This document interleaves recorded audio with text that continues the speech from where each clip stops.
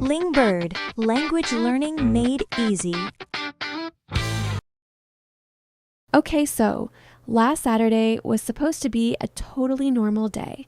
My friend Lily texted me at 9 in the morning saying she needed retail therapy, and honestly, I felt the same. We'd both had a rubbish week, so we decided to head into town and just shop till we drop. My mom gave me 40 euros and said, and I quote, "Don't you dare overspend." Classic. We got to the shopping center around 10. It was already packed. First, we just did a bit of window shopping, walking past all the expensive stores, staring at things we can never actually afford. There was this gorgeous jacket in one window with no price tag on it, which, as everyone knows, means it definitely costs a fortune. We didn't even go in. Then, Lily spotted a sign in her favorite clothes shop, massive sale up to 60% off. We basically ran inside.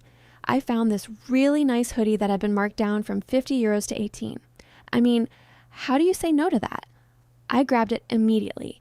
Lily, on the other hand, decided to splurge on a pair of boots that were still 40 euros even after the discount. She said they were an investment. I said they were a problem. We spent about 20 minutes in the changing rooms trying on things we had absolutely no intention of buying. That's practically a sport at this point.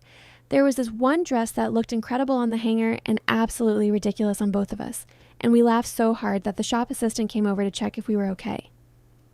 After that, we went to a bigger department store because Lily wanted to find a birthday gift for her mom. We asked a member of staff whether a certain perfume was in stock, and she said they just sold the last one. Typical. We did eventually find something nice, a scented candle set that was going cheap because it was the last one on the shelf. That's what I call a proper bargain hunt. By the time we got to the checkout, I had the hoodie, a lip balm I definitely didn't need, and a small notebook. The cashier asked if I had a loyalty card. I didn't, obviously. I never do.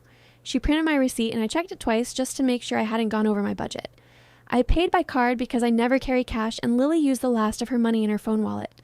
We both agreed we had successfully managed to grab a bargain or two without completely breaking the bank. 40 euros, one hoodie, one lip balm, one notebook. Could have been worse.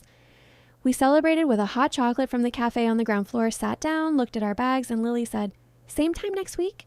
And honestly, absolutely yes. Thank you for listening to this lesson. Your progress doesn't stop here. For even more confidence in your language skills, click on the next video or choose a playlist that matches your level. And of course, like and subscribe to stay up to date. Bye-bye.